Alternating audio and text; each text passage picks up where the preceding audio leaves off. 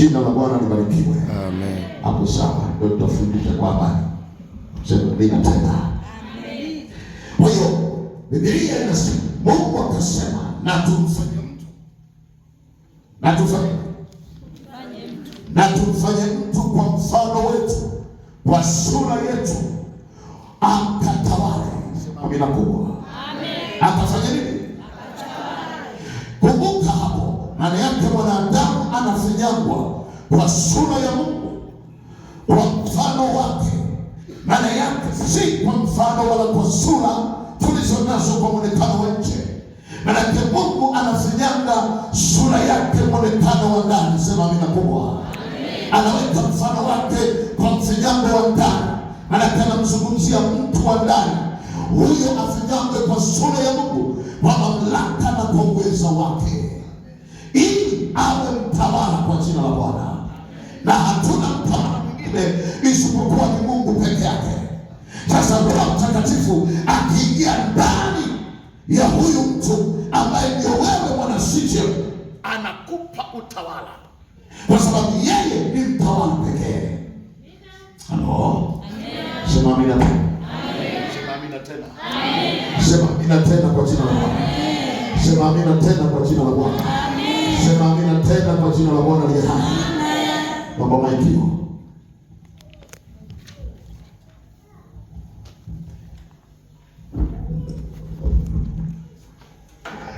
Sema amina iliyokubwa. Amen. Haleluya tena. Amen. Kwa hiyo tunaona uumbaji wa Mungu anadhihirisha kumpa mwanadamu, kumpa utawala, kwa sababu asili yake ni Mungu mwenyewe.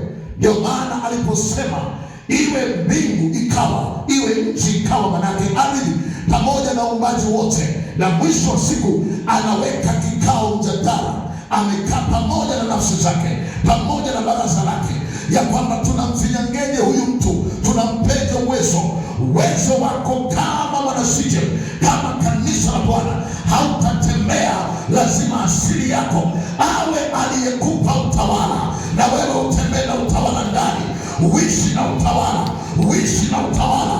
Wewe ni mtawala kwa jina la Bwana.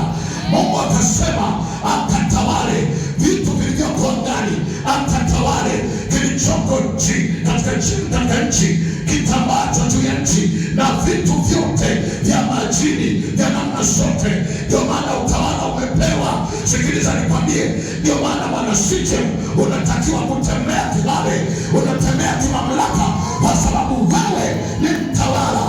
Roho Mtakatifu akiwepo ndani yako, hautatawaliwa bali utatawala. Sema amina iliyokubwa.